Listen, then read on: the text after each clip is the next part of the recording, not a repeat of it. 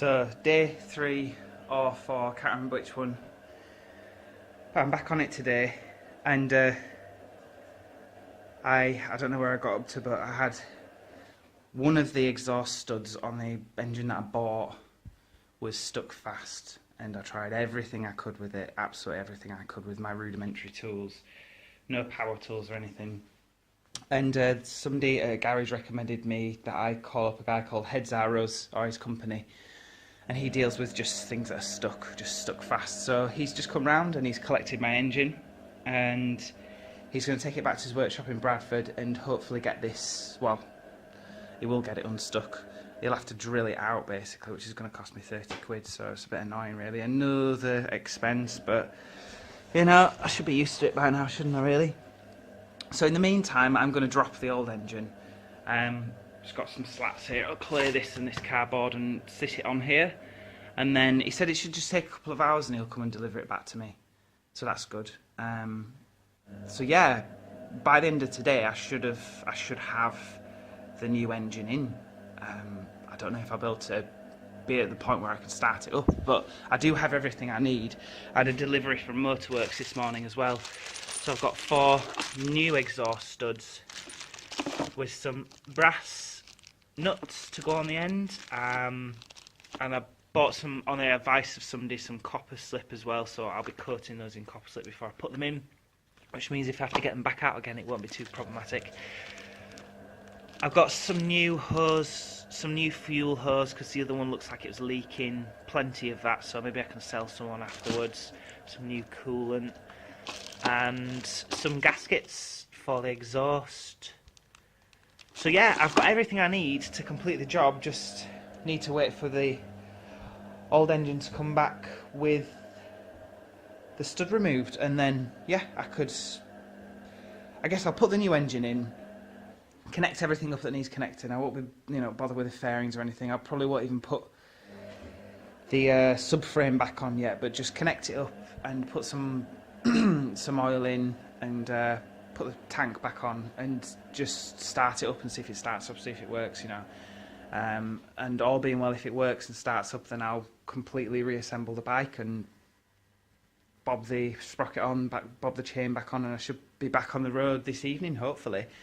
Yeah, so I'll keep you updated throughout the day. This could be the day I complete it, but maybe that's a bit too optimistic given the amount of setbacks I've had, but you know, I've had to pay a lot more money than I thought again. 30 quid on new subframe, 30 quid on getting this exhaust stud removed, and 67 quid on some more parts from Motorworks. Can you believe these were 20 quid? Isn't that ridiculous? I know they're like hardened steel or something like that or whatever, but 20 quid, Jesus Christ. It's a mug's game this, isn't it? But yeah.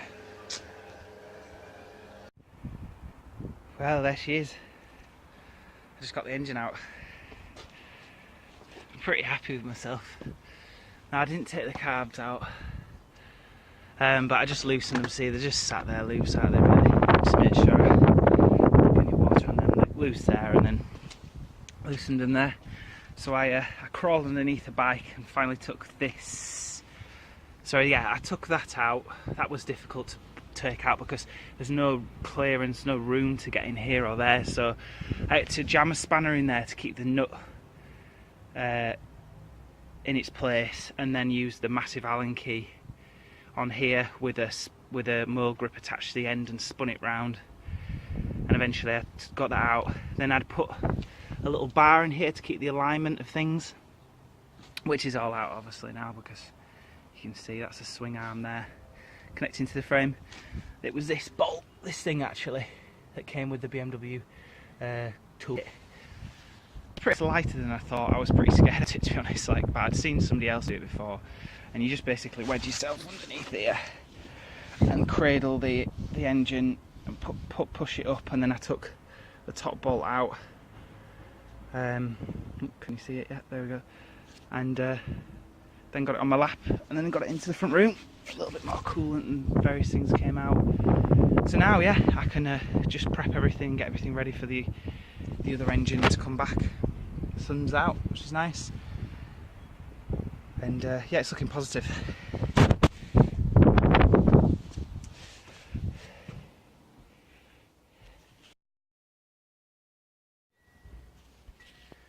sweet progress. The new engine has come back. The guy removed the bolt. He said it only took really some heat and some grips, but he said he did think it was going to split when it was coming out, but he managed to get it out quickly. Straight back in the van, dropped it back off. 30 quid, quite a bit of money, but it's done, you know. So that's my old engine, and look at this. I've got the new engine in. Managed to get it in. Again, same theory, just had it on my lap, sort of edged my way under the bike. It was pretty difficult to sort of line it up to get this top bolt in. But in fact, that one went in quicker. That one lined up first. You can see the swing arm brackets are out of line, so I'm going to have to use this to wedge this under the bike to get the swing arm bolts back in. I'm not sure how difficult it's going to be. Stupidly, in my haste and excitement, I just bobbed the engine in and didn't put the carb manifolds on, so I had to take the carbs just out and fit this manifold back on, loosen these. So I don't know how easy or difficult it's going to be to get the carbs back in now without splitting any of these, or just, you know, I just need to be delicate basically. But I've got everything I need, so I should be able to complete this today. I've got about 2.5 hours left until I have to stop. The only other concern is that I've got 2 new gaskets, but I don't know if this is just a really stuck split gasket in here or what. You know, I don't get it. Is it, do I keep poking around in there to try to take something out? Is it just disintegrated? Should I just bob the new one on top? I guess I could just bob the new one on top really and see what happens. I might experiment with my old engine and see if something comes out, poke around in there. And then I guess I'll just connect everything up, and I need to read first how to pump the engine using the starter motor to get starter motor, which is here, to get the oil to come out of here first, and then I can connect everything up. So yeah, I'll keep you updated again. So I've only got about maybe 20 minutes left of what I should be doing today, but as you can see, the new engine is in, the exhaust is fitted, and as you can see here, I've got some new exhaust studs in and some new brass nuts, and you see this coppery looking solution is copper slip, so that should make it easier to take them off if I need to take them off again. Hopefully not. As you can see, I've taken one spark plug out just to which will mean there'll be no compression in the engine for the moment. A lot of these bolts are just loose. Fuck, I need to do that, tighten that back up, because that's where oil comes out of. I'm going to fit the radiator now, and I've disconnected the end of the coil, the spark plug coils from here, which was a tip somebody told me because I might fry them. Now, yeah, I've got to fit the radiator, then pour some oil in, then fill the radiator up to the top, then I can put the keys in, and I can turn the engine using the starter motor, and keep pressing it until the oil light goes out, which should mean that it's reached a sufficient pressure, like the oil is pulling through the system. That's my understanding of it anyway. As you can see here, I've replaced some of the old factory clamps with these screw clamps. I'm just hoping, I've connected everything up in the right way. I can't see how I've got it. I could have got it wrong, but you never know. Yeah, so I'll just put the radiator back on, fill it up with oil and coolant, and then I'll film me actually pumping it to find out if there is oil pressure. So back in 2 minutes.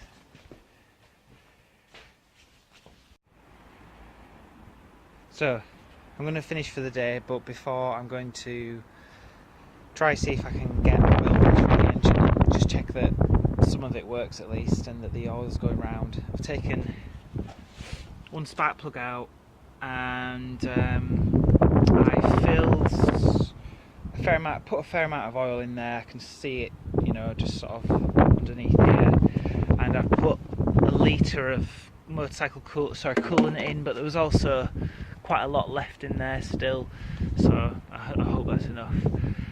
The only problem I've come up against was this. I extracted this from my old bike, and this is something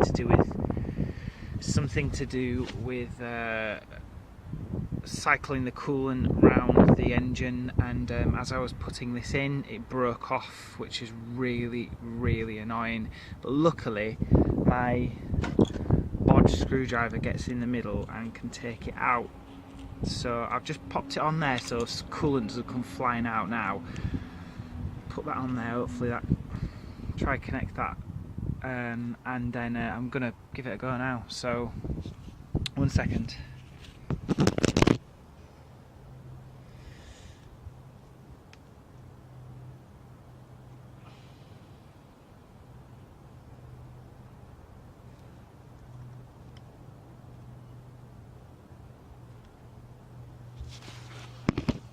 Right, let's give it a go.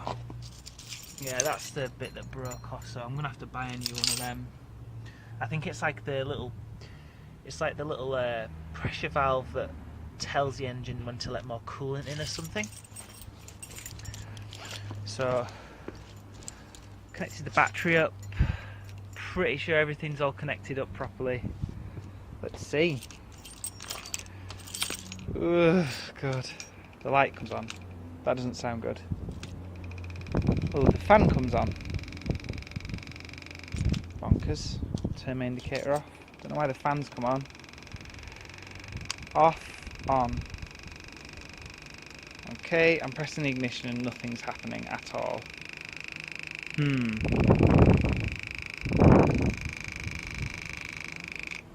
Don't know why the fan's just coming on automatically.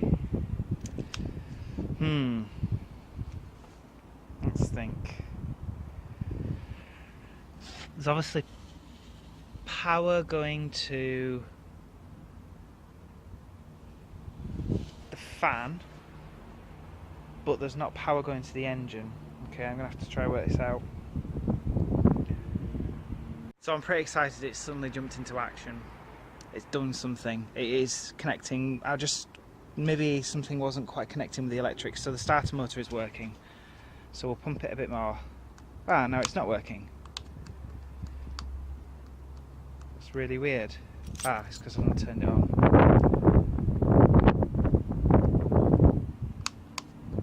That's really strange. It worked for a second, and then I stopped and it didn't work. Ah, there we go. So I'm feeling the air coming out of there, because that's where there will be compression going to the engine. So I've got to pump it until this light goes out.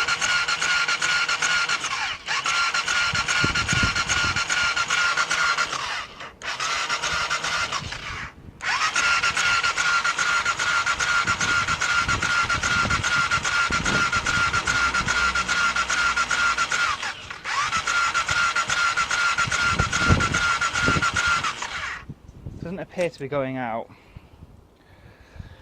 Let's see if there's any more oil in there. Yeah, I can see the oil in there. Let's check there's not a leak from anywhere. Maybe it just takes a little while and for all the oil to seep down everywhere. So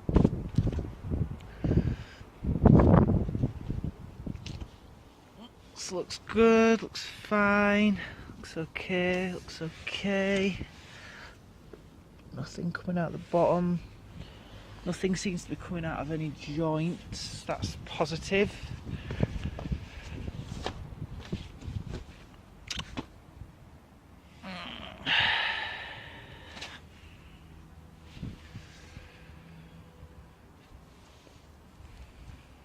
So I think maybe the fan's just coming on all the time because this isn't connected to that. Right, I guess let's just pump it some more. See what happens.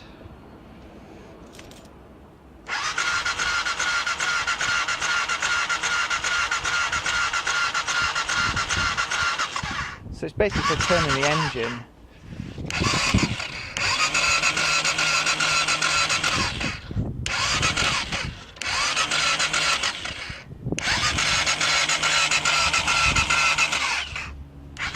The oil light's still on.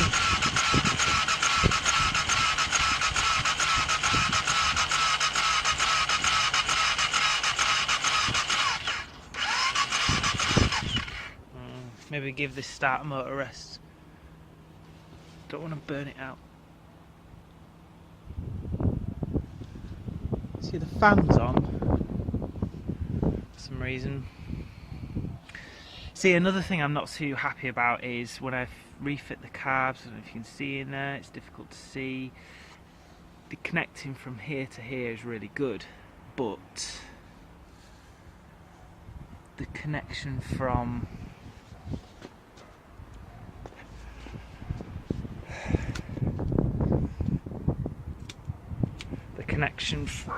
the carb to the manifold of the airbox it just doesn't seem like it sits nicely. I'm a little bit worried about that, really. But at least the starter motor's working. I haven't got oil pressure yet. Why have I not got oil pressure yet? Is that because there's not enough oil in? Maybe I can put some more oil in. Okay, I'm going to give that a go. I'm going to stop for the day. I've poured more oil in, and it seems to, the starter motor's working, but every time I keep pumping it, I can hear it going, and I don't know if that's because it's draining the battery really quickly, and the battery's just draining. Wouldn't surprise me, because I'm not sure how the battery is. So maybe I'll take the battery out tonight, charge it again, and then I think what I'm going to do tomorrow is I'm actually just going to connect the whole fucking thing up.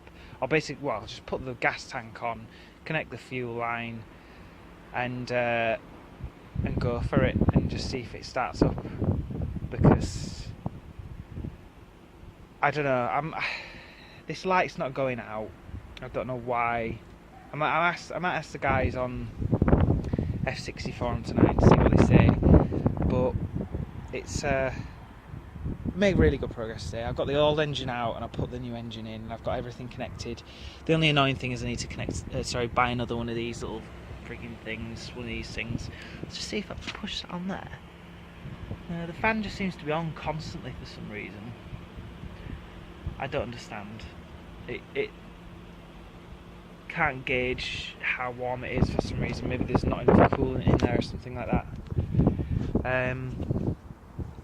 But yeah, I made good progress today, so I should just be happy with that. It's looking, apart from just putting the gas tank back on, connecting the fuel line, and putting that new thing in, and then just putting all the electrics back together, it should be a fully functioning bike. The engine should be working, but I'm just gonna have to